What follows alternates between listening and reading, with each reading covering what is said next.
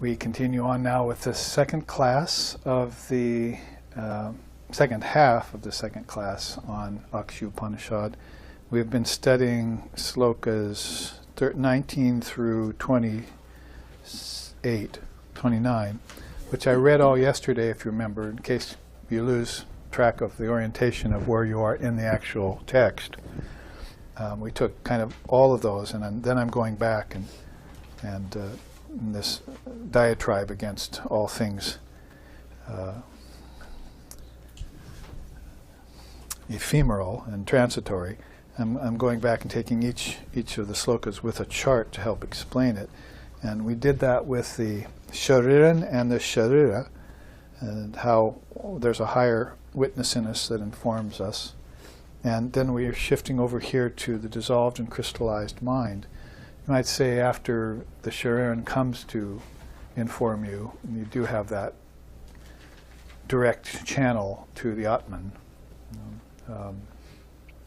like a lava tube, from the source down to the ocean, under it, through a tube.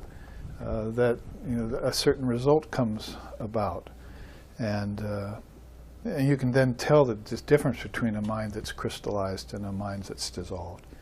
Of course, the dissolved mind being the ultimate or optimum way. And this is, again, in accord in the text with your sloka on 22, about prior deeds and everything being under the sway of the Lord. And so, if we looked at the answer to the question on the top of the chart, what are the characteristics of a mind that has attained or achieved its natural state? So it bespeaks the fact that there is an original mind, or pure mind, chit shuddhi they call it, and then there's a mind that's gotten very dualistic, and there's a mind that's gotten very distracted and confused, and a mind that's gotten influenced by evils and so forth, a suffering mind. And so there's levels of mind, and both Lord Buddha and Sri Ramakrishna said that pure mind is Brahman. So that was kind of an answer to another question that arises in the scriptures when you say, can the mind know Brahman? And the answer is basically no. You have to go beyond the mind to know Brahman. But the other answer that comes forward is pure mind is Brahman. So it's kind of an Advaitic teaching to make sure that, if you think of transcendent mind going beyond it, and then all of a sudden you've somehow gone beyond God's mind, or Mahat, the great mind. And but everything is being dissolved back into Brahman, no doubt. But when then the actual dissolution is accomplished, then you've got this, as my favorite one there, this mind that's been dissolved from everything, but it still retains its spiritual element. So that's the fullness of Chid, pure knowledge, or the mind, the pure mind that is one with Brahman. Buddha mind is the other way they put that in Buddhism. So that is how they explain the fact that the mind can know Brahman, if it is Brahman, in other words. When there's the idea of knower and known and active knowing, then that's witness. That's a good state. But you dissolve the word into the mind into the intellect into the ego into the witness, and the witness into Brahman is how you step back like that in the dissolution of the mind process. You can read the book I wrote on it. They're on the shelves here at SRV. So let's look quickly then at the difference between crystallized mind and dissolved mind, looking back on it after the shariran has informed the sharira. Crystallized mind is always raising desires and constructing illusions. The dissolved mind cannot be stained by desires or illusions, like that screen as compared to a window. And it reminds me of another chart I want to do of one of Holy Mother's saying, where she said, a flash of lightning is seen in a pane of glass, but it's not seen in the wooden shutter. It's a beautiful saying, and kind of, a little bit, wow, what's she mean? Flash of lightning is seen in the pane of glass, but not in the wooden shutter. So the shutters around the glass, it's not picking up the light. The window's picking up the light. So it means that receptive, open mind of the seer or luminary or yogi gets the flash of the lightning of God's grace. It shows up in that, in that mind. But the wooden shutter is the worldly person, the worldly people. And God can flash all the light it wants at them, and they won't even wake up by accident. So the way that she had of putting that teaching that God's grace is everywhere and at all times, but you had to raise your sail to catch it. So that's the sadhaka. So there's actually three things there. The person who doesn't do practice and remains dull, that is tamasic, rajasic, suffering, samsara, wheel, ancestor wheel, all that. Then there's the person who is naturally illumined with a pure mind that knows God.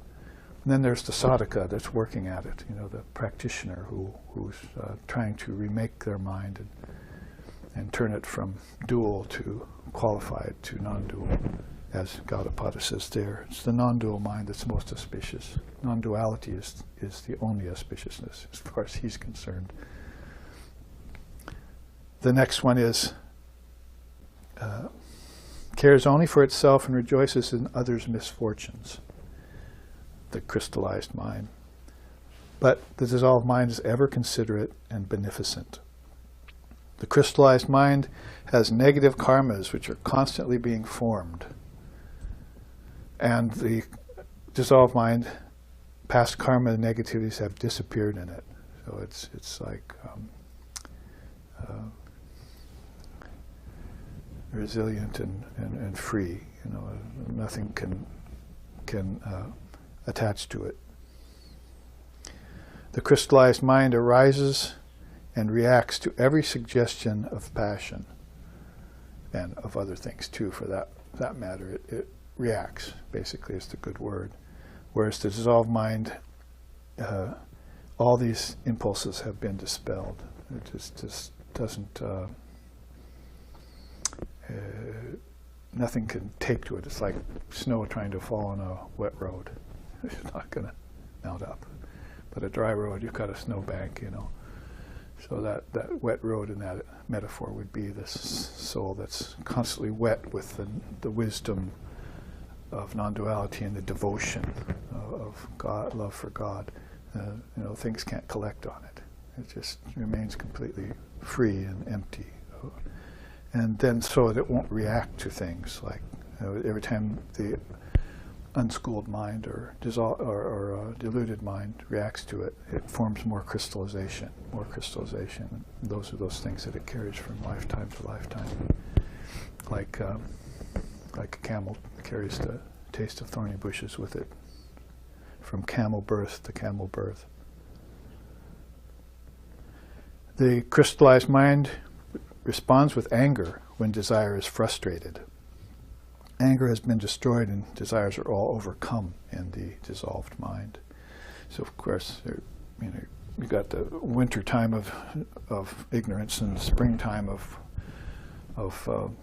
may our bodies be free and our life force flow unimpeded and our minds expand in the capacity of Brahman. On earth, probably it could be said that you've got just two kinds of beings here, those who are practicing and those who are bound. You don't have luminaries here. Where are they? And so it'd be very rare to see somebody, mainly because you can't recognize them. If they are here, nobody recognizes them. So from this standpoint, you're always, even the luminaries who are here that we don't recognize are practicing the dissolution of the mind. So they're practitioners too. And it's kind of a conclusion you come to, that because if you walked up to Jesus was reborn, you walked up to him in the street, even the devout Christian wouldn't recognize him. Probably put him in a white coat and throw him away somewhere. Standing on a soapbox preaching the truth, and nobody wants to hear that. Not the truth. Some moral version of it, maybe. Fire-darting reformer kind of way of putting it. But, it's the same way with Sri Ramakrishna. I mean, how many people knew him? 16? Half dozen? And how many people heard him? A few thousand. So nobody recognizes them in their lifetime. And that's why he said it takes a jeweler to recognize the value of a diamond.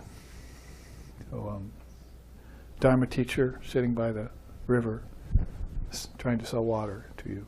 See, the truth is all right there, and it's trying to lead you to water, but you won't drink kind of story. So Dharma teacher is just a jeweler, a jewel among eggplant sellers, basically. That's how I define myself nowadays.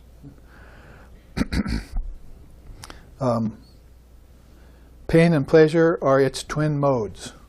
So that's what I was saying earlier, and what Patanjali is trying to tell you when he wants you to have samadhi of objects rather than just relationship with objects that ends in pleasure and pain. He wants you to have exquisite pleasure with them. That is, knowing their source, tracing them to an eternal source of bliss from which they came, and not have this disconnect that they're separate from me, and they have a separate existence from me because they're actually my own mental projections. They just came out of dream, and that came out of deep sleep, and in deep sleep were the seeds for them, and I watered them. And so everything's eternal that way, and it just steps down through levels of vibration, back to the word, to no vibration. That's back to this saying here, where the intellect doesn't vibrate, then the mind doesn't vibrate, then everything's fine. Buddhi vritti, or buddhi avritti in the teaching of yoga. And when the intellect doesn't vibrate anymore, that's one way of pointing to that state of pure mind. Deep sleep, too. It's hard to define. And so I brought in that element those are seeds there that you don't see in deep sleep. You're in a formless state, but that's formlessness with a small f. You haven't got the Brahman formlessness has no seeds at all. So it wouldn't give rise to any kind of germination of any kind. No worlds, no gods. The Holy Mother said that too. When you have the highest samadhi, you realize that all gods and God himself are in Maya. It was a concept you had. God is a concept in the human mind. The monkeys can't think of anything higher than the king of the monkeys. Now humans can't think of anything higher than God with form, Jesus, Buddha. But if you see Buddha on the road, you're supposed to kill him, according to the Buddhists, because that's his personality you're seeing. So you don't want to get attached to that. He doesn't want you to get attached to that either. It's not there to save you. It's impossible. You can only save yourself. But he's there to exemplify how he got free. And you should follow. You don't have to wait 2,000 years, or longer, or forever, to see another one come. Because, like I said, are there any luminaries here? I mean, you can look at Ramakrishna and Holy Mother's life. Don't you doubt them? Don't you doubt that they're who they say they are, who everyone says they are? Don't you? The God in human form, she was the Divine Mother in form. See, that's high claims. So you're going to have to prove that inside yourself, and it has to be by the self that you prove it, because that's how they proved it, you see. And that's how they exemplified it. So you have to follow that way to come to that understanding, to be free of doubts. Otherwise, speech and mind fall back again and again. Vacho nivartante aprapya manasa saha. Ananda Brahmana Vidvan. Ananda Brahmana Vidvan. The bliss of Ananda comes through the knowledge of Brahman, Brahmana Vidvan. Otherwise, it's all mind and speech, vacham and manas. They fall back from that. They can't comprehend it. It's a beautiful saying which Shankara uses in his scriptures, Viveka Chudamani. So, pleasure and pain, it's twin modes, dissolved mind. It's got that path from the barn to the field, and it's making it deeper all the time, every lifetime. But the dissolved mind says, is pain and pleasure do not afflict it. So right now I'm always memorizing slokas. The one I'm memorizing right now, which I won't try here on live stream because I haven't got it down yet, but it's the one in the Gita where Krishna tells Arjuna, that one who does not afflict the world and whom the world cannot afflict, that one is the true yogi. That one is the true sannyasin. So it does not afflict the world. It does no harm, ahimsa. In thought, word, and deed, no harm to it. No danger be from me to aught that lives.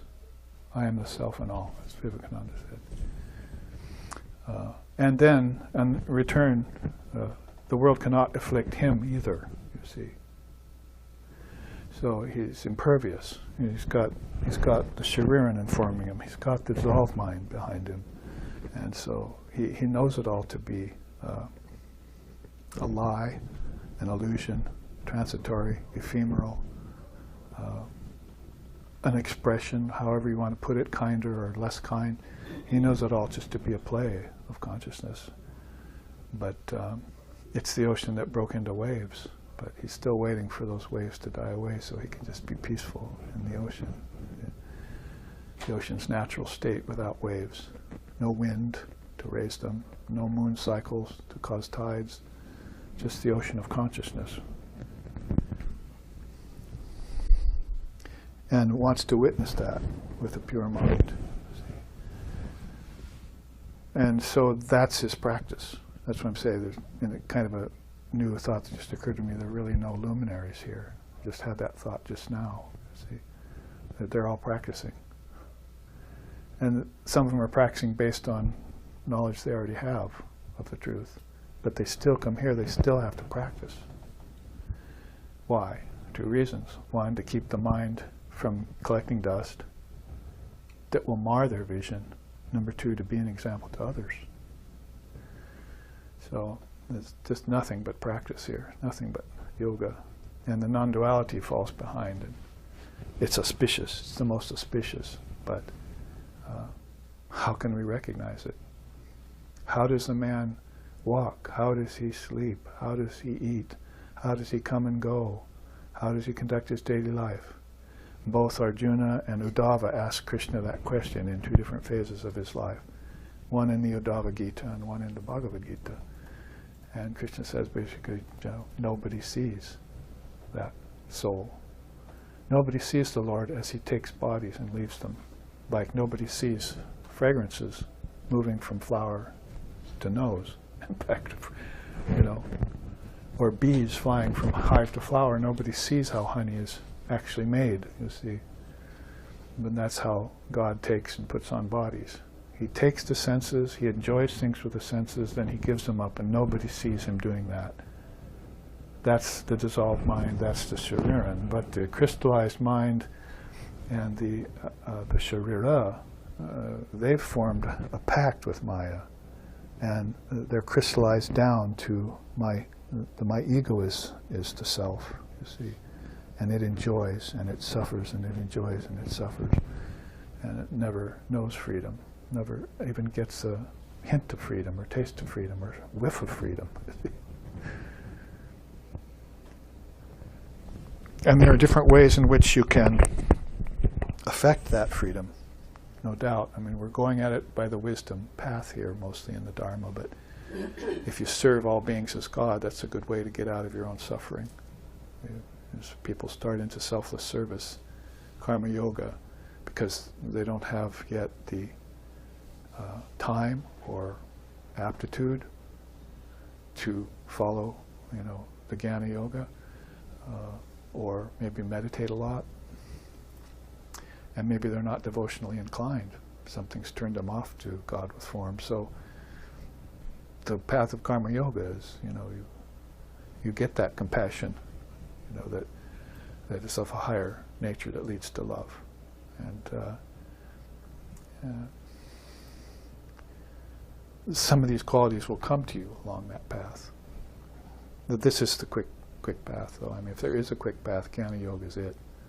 One lifetime, your suffering's over. Your ignorance is dead. But other paths take longer. But, you know, this is also the hardest path, in a sense.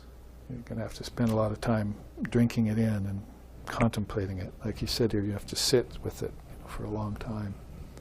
Contemplate it. Spend time with it. The crystallized mind shuns pain and is unable to deal with it, but the dissolved mind has risen above pain due to practicing forbearance. So there's that nice saying, forbearance is the default zone of the wise. You would think their default zone would be Brahman, but Brahman's not here. They're in a permanent world of separation here from God. God is just not in the world. No way, no how. You cannot find God here. And that's the one lesson we're trying to learn. Why we need non-attachment. Why we need to give up transmigratory life. Why we need to abandon father and mother and child and money to get our freedom so we can go back and free them. You see, it seems selfish at first, but it's practical. You can't free them if you're not free yourself. It's not going to work. You're just adding to the problem. Because you don't know, you're not informed by the Shariran yet. You haven't dissolved the crystallized mind yet.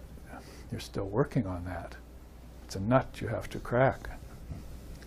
And with a lot behind it. That's formed into samskaras, which are another way of saying crystallizations, mental complexes that are deeply run, like a plowshare, you see, in the ground. So forbearance is the default zone of the wise, so they can't find God here, so they're forbearing all suffering until they can reunite with Brahman. And their meditations, if they can quell the vibrations of the distracted mind, then they see God. But what they're seeing is not in this world. See? They've gone beyond everything worldly. All the cosmic principles, including the fourfold mind, manas, chitta, ahamkara, and buddhi, you know, it has become dissolved. So intellect's not vibrating anymore. Ego's not in charge anymore. See? And because the Atman's getting in charge, and the thoughts are not erratic anymore, chitta, and the manas is not throwing up sets of dualities at you all the time, you know, to try and determine. You're trying to determine what they are with an intellect that's not informed yet. See, so it's making wrong decisions. So the whole fourfold mind's against you in that way. So if they can get beyond the fourfold mind and get this peace that passes all understanding of the mind, then they can see God, but they're not in the world anymore.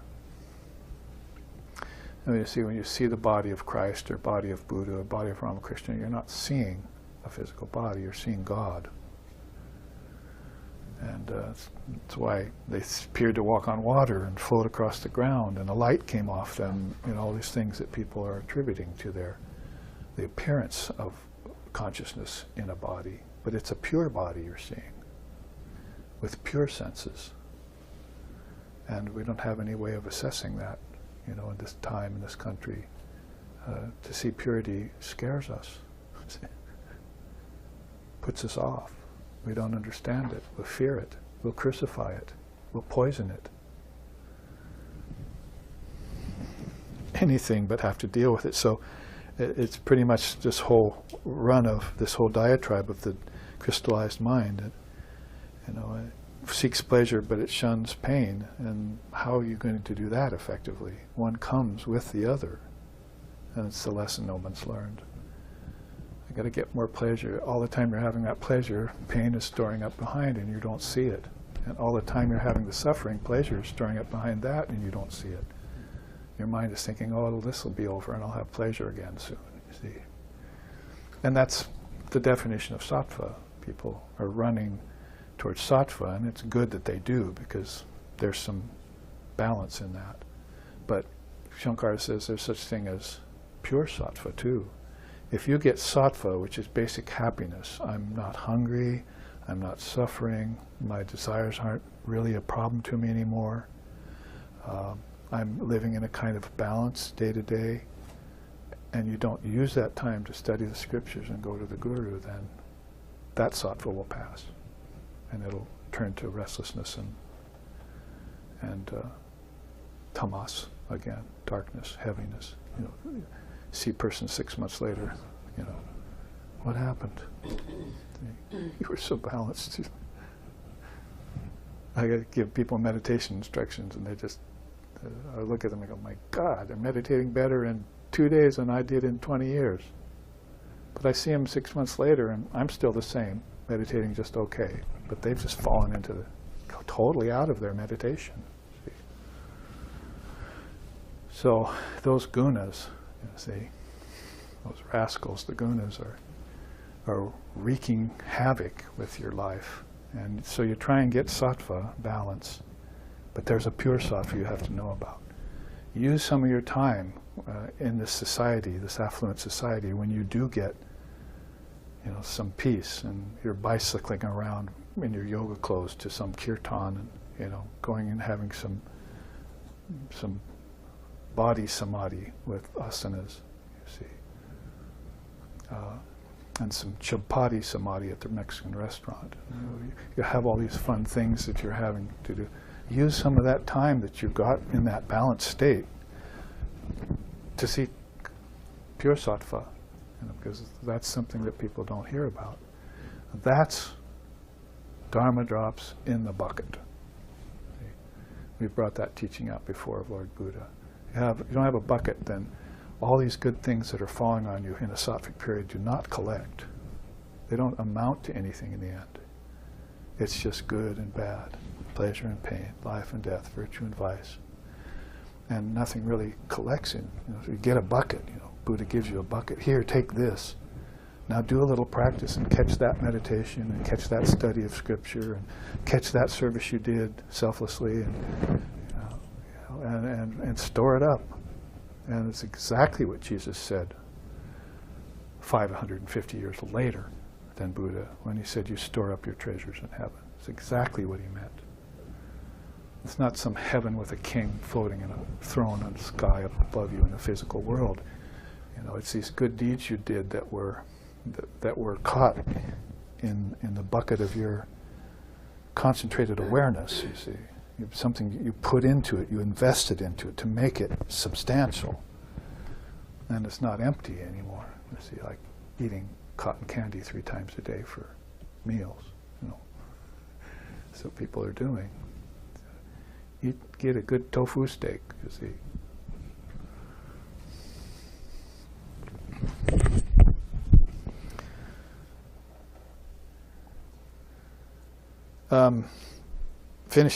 Finishing this up, the crystallized mind is dominated by the lower cosmic powers. But the dissolved mind has attained a love of the cosmic powers. So it reminds me, I could sing a song, you know, Shukki or Vashana Karano Kardan, you know, when you reach the feet of Brahman, all the gods and goddesses will become your friends. And you'll realize that they're yours. These are powers that are in you. So I was just talking about that. If you go out and you walk in the sun and you see a lake and you breathe air, you know, welcome to the world of Vayu, welcome to the world of Surya, welcome to the world of Chandra. If you see the moon, you see, those are deities. They're just the outer expression of them, so don't fall into the delusion that, you know, those are the sentient sources, you know, of the thing. That's the far-flung manifestation of them, but the way you see them is going to help you, you know, have relationship with and turn objects into expressions of God. You know, have samadhi with objects rather than just pleasure, pain, pleasure, pain, pleasure, pain. And this will have a transforming effect on your life and get rid of those samskaras in your mind that are causing rebirth in ignorance. You'll fill those in. And over time, with forbearance, you know, that's called yoga sadhana. First, shuddhi, purification. Second, yoga sadhana practice. Third, viveka-gyan, atma-gyan. See, that's the 3 stages of your spiritual evolution. First you purify, then you practice, then you gain non-duality. It's the simplest way I've ever heard it put in any system in Advaita. Shuddhi, yoga sadhana, atmagyan, or viveka gyan. So one of the good things in there is that you don't do practice until you've purified. You don't purify an impure mind. You don't intensify an impure mind.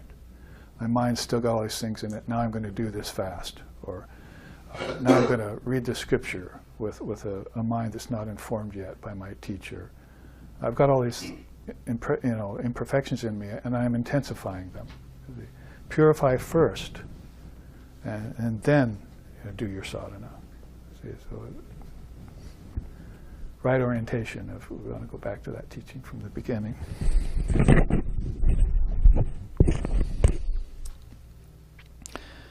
Otherwise, these cosmic powers can turn sour, as they have for people. I mean, you're not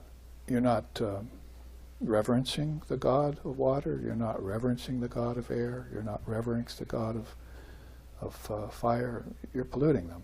You see, you're dissing them. You see, you're disrespecting them, and they come back at you, even though they're not sentient devils. They feel the effect of that, and they come back in a negative form. You can't blame that on a sentient power, except maybe your own. See, what do you expect? You get tit for tat, effect for cause.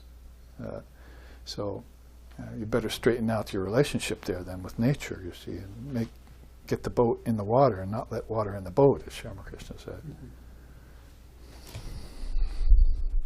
Mm-hmm. More can be said about the cosmic powers, and it's a more tantric way of seeing things, but you can see how Lord Vashishta uses it. And otherwise, the crystallized mind is also obsessed with imperfections and always out of balance, kind of what we were just saying. But the dissolved mind says, thinks and acts in harmony while beholding beauty everywhere. So here, let's read that sloka.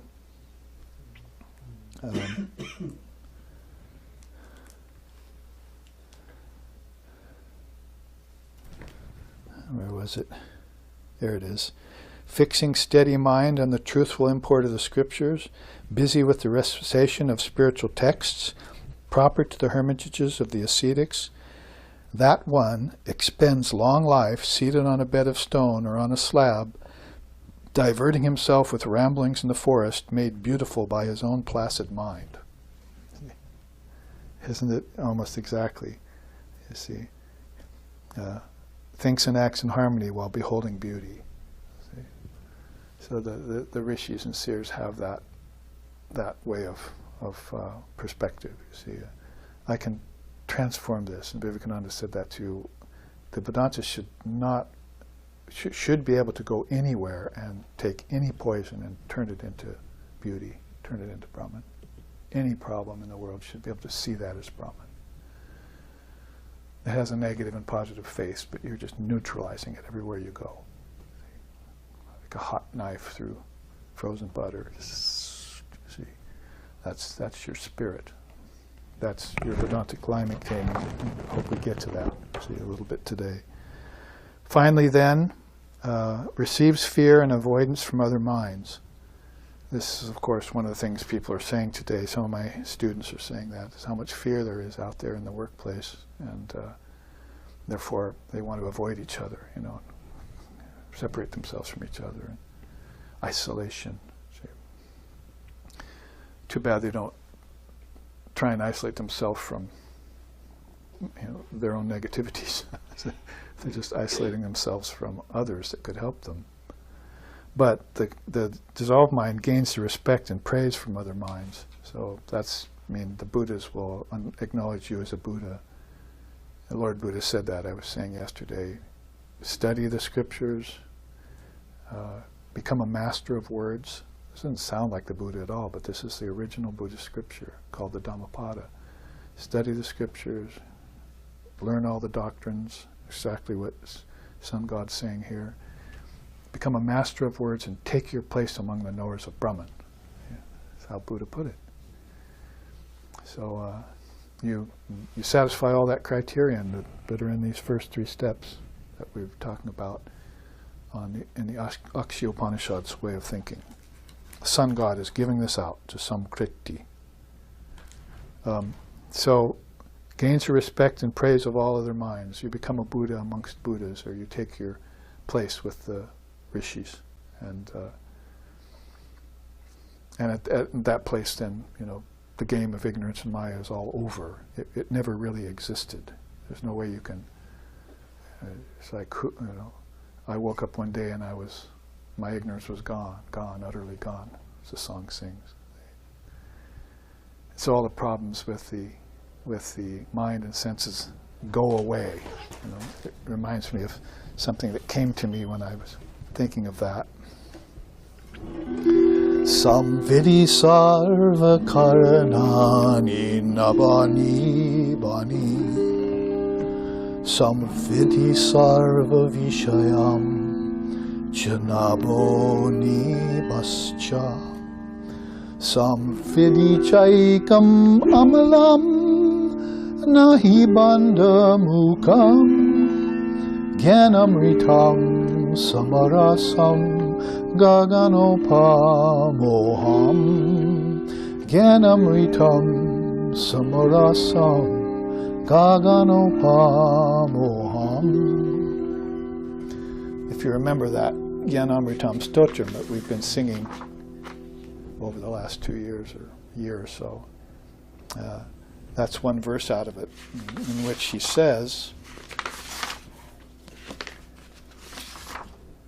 senses and sense organs, their objects are like banks of fog hanging in multiple valleys. Such obfuscations cannot dull the sheen of the all-radiant Brahman. Words such as freedom and bondage cannot be utilized to speak about that. All I know is that I am pure existence, wisdom, and bliss, as boundless as the sky, infinite like space. So another nice word in English that I found, obfuscation. It's like superimposition, sublation,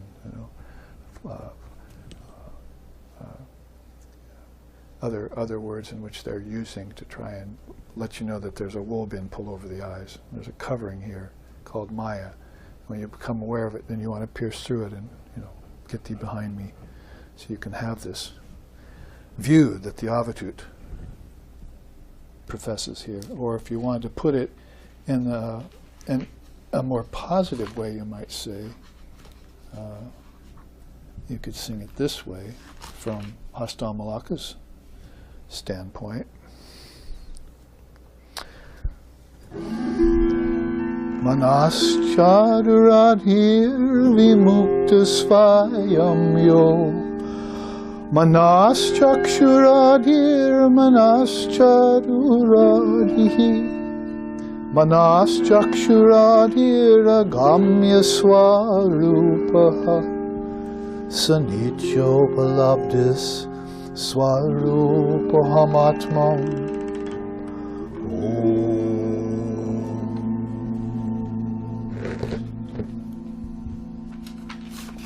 So he says there, even bereft of sense experiences, mental cognition, and all vital functions, that internal reality continues to exist, relying on nothing.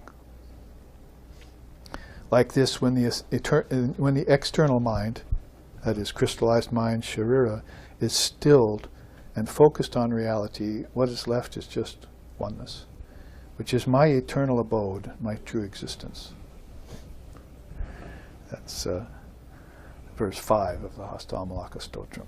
So he's saying that when you meditate and go away in your senses, objects and senses disappear in their relationship, and then your prana stops flowing towards them, and your mind stops using that channel to flow with them, then you'll find out consciousness is the only thing left, because you've gotten rid of objects, senses, prana that connects you to them, and the mind that uses the prana to connect to them.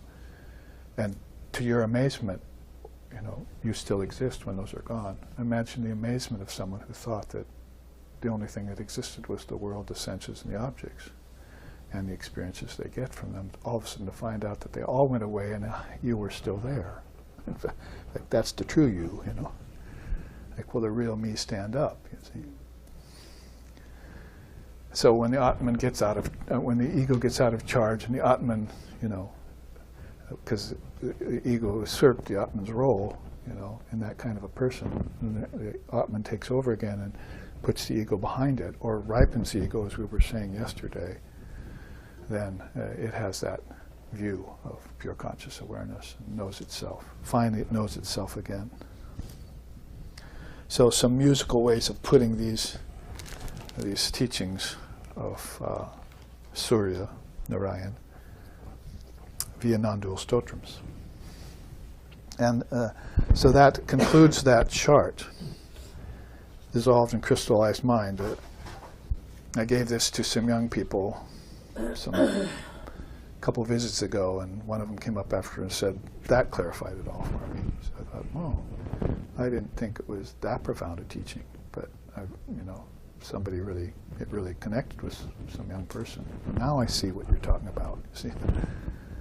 So all these ways I favored, of explaining it, which were, I thought, more direct, were not actually what actually got through to the person. This got through to them. Putting it side by side, or something like this. So that's why, with this slokas 21 and 22 and Akshi Upanishad, I decided to put these both up side to side, and so we can see a real contrast between the knowers of Brahman and the Gyanis and the Agyanis, you see, or the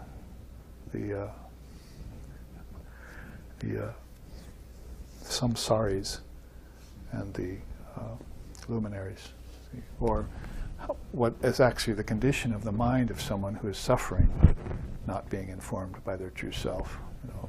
Run it right down, and then next to the kind of mind that's living in this, like Ramakrishna lived, in this kind of bliss that you couldn't put a peg on and couldn't pin down, couldn't explain, but there he is, free and happy like a child, and he didn't have a cent to his name, that kind of thing, you see.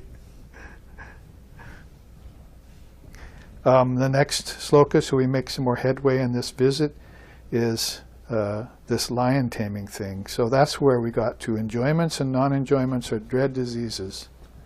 Possessions are great disasters. All contacts just promote separation. Sufferings are diseases of your thoughts. Those four things are a real sobering. They probably wouldn't want to throw them at people who aren't ready for them. Unless you really, there's just no other way to wake them up, and they're suffering, and you have to tell them. See, the suffering brings them to their knees. Brings their ego to their knees. But for beings who are seeking, I say everyone's kind of practicing kind of sadhana, to hear that again, it might have been poison to you once, but it's nectar now, you see. I like that, you see. Sufferings are just diseases of my thoughts, because,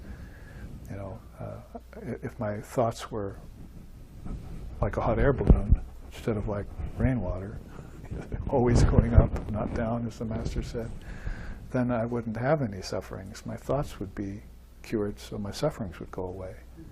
So the whole thing is a different perspective that you take on, and you can do it. You see, you can do it. As my Hungarian nephew says. I think he got that from Arnold, a Hollywood movie.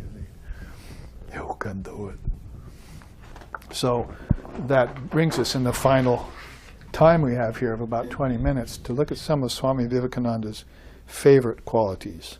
That's how I set this chart up, by reading in his letters, because in the Oregon coast this weekend we'll study the SVB, Swami Vivekananda Vijnana Gita, and we'll go through certain chapters with certain charts, and a lot of that was taken out of his letters, not his yogas and his talks. His letters to English people, to American people, I really favored that part of the complete works, and did a complete study. My copy is completely marked up and outlined and noted, dog-eared, and everything else you can do to a book. And one of the things that came out of that was the SVV, but this is the other. It's like, I started seeing a kind of accent in his message, the things he liked to talk about most of all, like samudarshitvam. That's where he made that comment. I don't really believe in humility or compassion. I believe in same-sidedness. So he says this, you look on the same-sidedness, it's the same Atman in the stone, that's in the cow, that's in the outcast, that's in the seer. He likes that. Samudarshitvam, same view.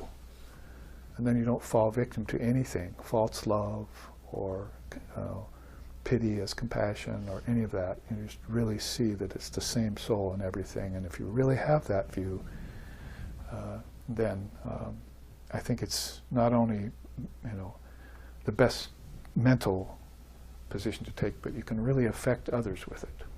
If you can't pretend something and affect others with it very long. They'll see through it, any kind of ruse. But if you really have it, you can really make an impression on people, and they will change over time. I saw that with our founder. Like Sixon was the kind of guy that would, grab you on the street. If he met you, he's on his way to see Dalai Lama, or he's on his way to see some Swami or something. He'd say, "You're coming with me," It wasn't just a chance meeting. You see, it was like by the collar, right? And it didn't work all the time. We've watched some of these hard cases that he'd get a hold of, and why are you wasting your time with that person? They have no affinity whatsoever with this teaching, and where did you get them? And they're out of left field. But 2/3 of the time they would connect them to some path, and you'd see them years later, and they were marvelously transformed. It made headway on the path. And I began to look at it over 10, 20, 30 years, and then at some of these hard cases he took on, I saw some of them had made a little headway. So basically then you pay for that, though. You pay for that with your own health. But he was an example of that kind of samudarshitvam. It's like Jesus seeing the adulteress, or seeing a sinner or something, go sin no more. You wouldn't actually see the sin, you just see the problem there, remove it and tell him to go on the path, and there was no judgment whatsoever, because he saw the same spirit or the same soul in everyone. One had just fallen under a dark influence and the other hadn't. And so that kind of same-sidedness is what I begin here to introduce this chart as we end our class. It's Vedantic lion taming, I called it. Have faith in yourself, all power is in you, be conscious and bring it out. Even if you are at your last breath, be not afraid, but work on with the intrepidity of a lion, but at the same time, the tenderness of a flower. Now that's our Swamiji. I'll just read the quotes first because they're all about lions. What I want is muscles of iron, nerves of steel, inside which dwells a mind of the same material as that of which the thunderbolt is made of. And down here, Guru Bhakti is the foundation of all spiritual development. The Guru Bhakta can conquer the world. This is the one evidence of history. It is faith that makes a lion of a man. And I saw this little cartoon. Is this you? See? E-W-E. Is this you? And there's before the Vedanta came, and here's after. Playing with animals. A good way of playing with animals. And then finally at the bottom he says, let there be but a dozen such lion souls in each country, lions who have broken their own bonds, who have touched the infinite, whose whole soul has gone to Brahman, who care neither for wealth nor power nor fame, and these will be enough to shake the world. Like his 15 brother monks did, and are still continuing to do through all of us even. So some of the quotes that came about, and then of course this kitty looking into the mirror and seeing a lion, based on an old Vedic story which you probably all heard, that the mother lion was, jumping on a herd of sheep once, she's pregnant, and she's jumping to get some food, and she gave birth in midair. So this lion pup, falls into the sheep. And so the sheep raise it, Mother walks off or dies or something. And so it's raised with this flock of sheep. So it begins to and eat grass and bleat and everything. And so it grows up as, pretty soon you see this flock of sheep with this lion, full-grown lion in it, eating grass and acting like a sheep. So this other lion sees this. You see one day this cub says, "What's wrong with you?" Shakes it by the mane and says, "Wake up!" It takes it to the riverside. "Look inside. Do you look like a sheep? Are you really a kitty?" And now, repeat this mantra. Roar. So it goes, bah, rah, bah, bah, rah. And it gets the idea, and then its lion nature comes out. You see. So when I saw this, I thought of that story and how you are angels unaware.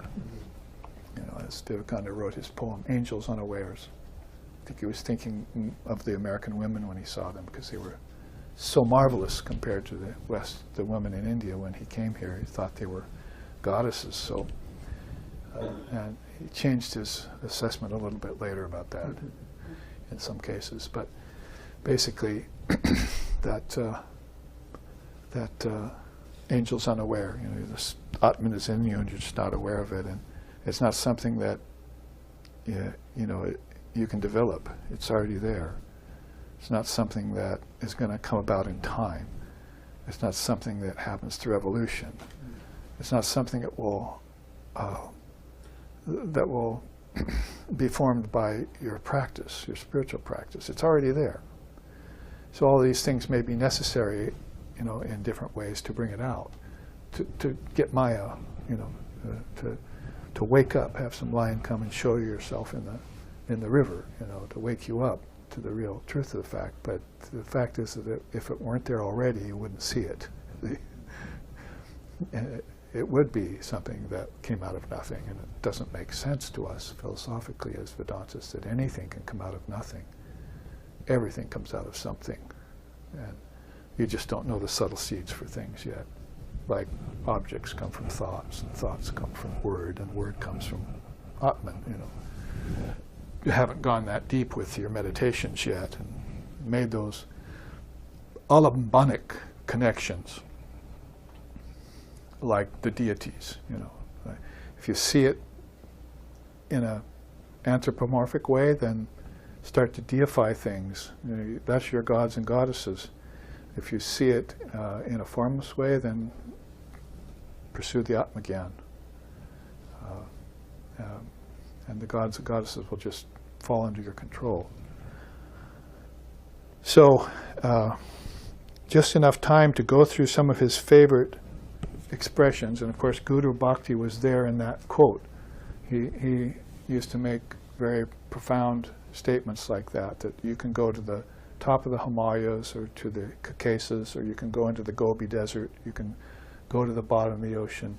You'll never get enlightenment without a guru. So you could say that's India's particular penchant. They're really big on guru. And when my teacher was here, he would look at us and say, the guru's not popular here because the church has taken its place. So he was had a little Vedanta vendetta going, you see, about this, and says, every one of us in India has a personal guru. Every neighborhood has a guru in it. You go to them, you send your children to them. And that worked for a long time, and nowadays it's not quite so helpful, but it's still there. But we don't have that. Our neighbors are fools, you see. They just want to share Maya with you, and suffering, and insipid pleasure with you, and a whole mixture of karma that goes along with it. So if you had a house like this in a neighborhood, which is why I keep this going and have kept it going in San Francisco, tried it in New England, a little, in Portland here and in Hawaii, then you'd think people would, eventually, they'd start coming. Maybe a little bit they do. So that's the importer of Guru Bhakti to him. He says here, devotion to the teacher. If you have that, then nothing can stand in your way. And so everything, if it's anything that I've been able to accomplish, is, Swami Sheshananda was right up here a few blocks holding that center for decades. And before him, Swami Vivekananda was there doing the same, and he moved up to Seattle, and now Bhaskananda's in Seattle, and now he's 91, and someone else is coming. So, this Shiva, it's Shiva staying in the world, keeping these teachings, even in neighborhoods like this, maybe particularly in neighborhoods like this, even as a presence, even if people don't come. See, it's like a philosopher's stone, or it's like a great ember. It's like an eternal flame that no one sees, but it warms everything. It's like an underground river that nourishes everything on the surface. And, you got to believe. And if sitting in 3 hours of class or years of class doesn't convince you, then all we can do is just keep on trying, you see, because it's the only way to live. It's the only solution for problems, is dharma. The only solution here. Brahman is not a solution. That's something that's beyond problem and solution. So you've got to get these teachings going, the moral, the intellectual, to the dharma, to the truth. And dharma will be the way of it. Shaktavandana, worship of Divine Mother, is running current a message through his teaching. The Shakti power. He wanted to regenerate women in India particularly, and he saw the American women, as I was saying, he said, well, there's the idea. I want to make a few white goddesses and take them to India and show them what's possible for women. So he got Nivedita and Sister Christine, and others followed him to show what was possible. So Hindu men, as well as Hindu women, could see, what is possible when you raise the Shakti power. And he said there would be no regeneration for the world without Shakti, without regeneration of Shakti, in women particularly. So he was really adamant about that. Then there's Kshatravirya. That's the warrior. When he said whenever the warriors, the Kshatriyas, got the Dharma, they gave it to the people. When the Brahmin priests got the truth, they didn't give it to the people, they kept it from them. So he was making a point that beings like Sri Ram and Krishna and others, they're from the warrior caste. They weren't Brahmins. Sri Krishna was a Brahmin. Swamiji was from the warrior caste, Kshatriya. So the Kshatriyas have this idea, and this would be something that should be rejuvenated too, I think, would be turning the military into take their weapons away, give them the weapons of helping other countries. You see, what a novel idea.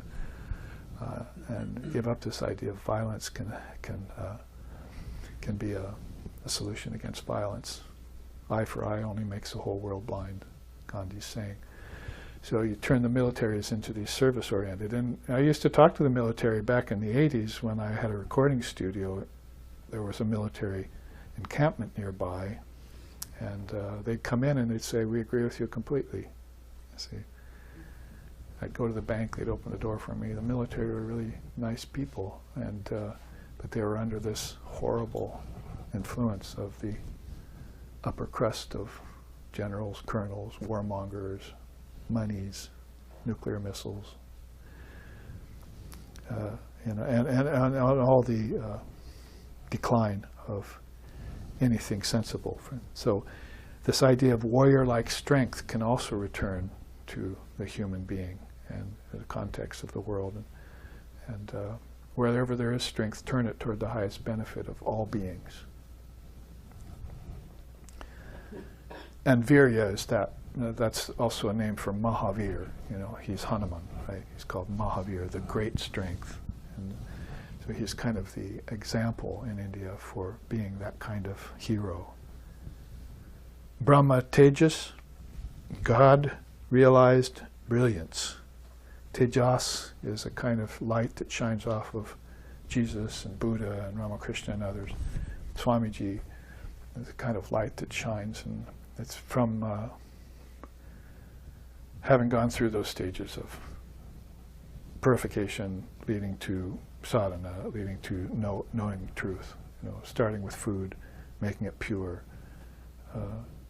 awakening your prana, taking it up the spine, turning it into kundalini, and turning that into light, ojas, turning that into tejas. There's a whole kundalini system which we've often, in 25 years we've been together here, have looked at kundalini yoga system about all starting from food.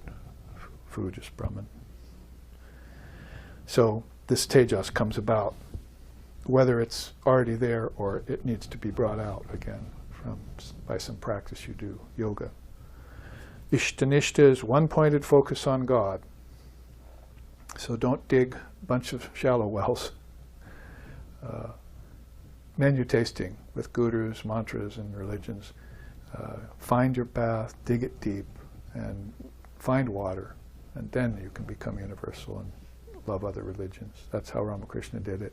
That's how our founder, Lex Hickson, became not only a Vedantic practitioner under Swami Nikolananda, but a Sufi sheikh in the Jarahi order, and a practitioner of Zen Buddhism, and Orthodox Greek Christianity, and so forth, by putting the others aside and just digging this one well until he found water. Then it gets, with divinity, you say all water is the same. You say, otherwise, the water in his well is better than mine, you see, or worse. So that's the analogy around ishta, nishta. Take one ideal, go deep with it. And of course, with discrimination, you'll know if that ideal is the right one to follow. As narrow as a razor's edge is the spiritual path. So approach the wise ones and inquire of them, Krishna says in the Gita, so that you have some information behind your choices. Abhaya, fearlessness. I was saying yesterday that the Mexican boy that was here meeting with me yesterday, a teenager, wanted to know about Mother Kali. So I took that picture off the shelf, showed it to him, and explained this mudra to him. So when he left in the car, I looked out the door, he looked over and saw me, I went like this, he went like this. So he knows what fearlessness is now. In the face of people calling you the devil or calling your mother the devil, he knows now what fearlessness is and how to stand up.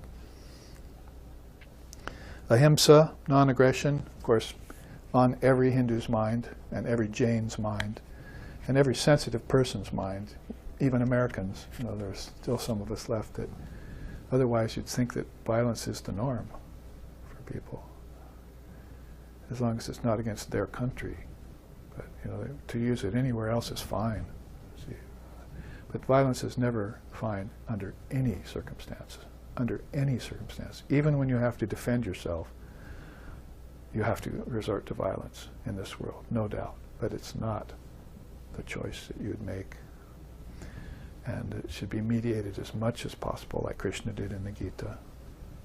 People criticize him. He told Arjuna in a country that was full of ahimsa teachings at the time to go to war and fight. But that was after he mediated the war for years and years and tried to get them not to fight, and human beings wouldn't listen to him. They won't listen to God. Sri Ramakrishna said that. God's helpless amongst worldly people. You cannot make an impression on them. They're that evil-minded, see, that deluded. If they can't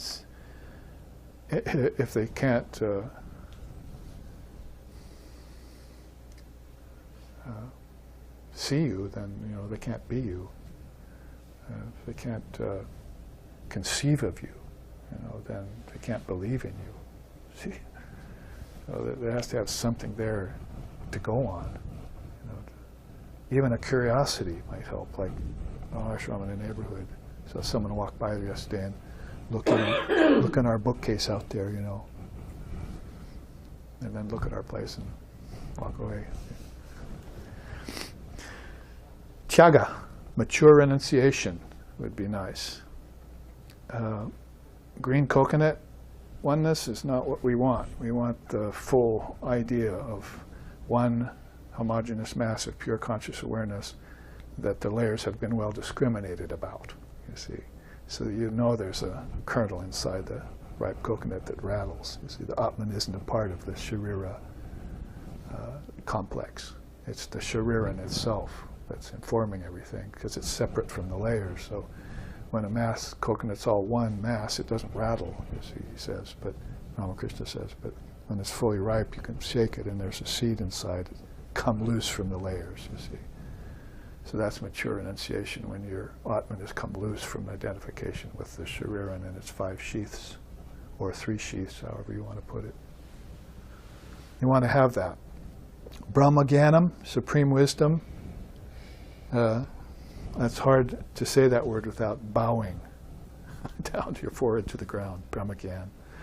Samasta Chitta, universal mind. And of course, he saw that in his master. Sri Ramakrishna was the paragon of universal harmony. No other soul like him. Not only in this age, but in any age have we ever seen someone like Sri Ramakrishna. People had talked about universal religion, nobody had ever proved it and exemplified it. And we have him right here in the Kali Yuga, in this age of darkness. A totally unique soul with samasta chitta, universal view.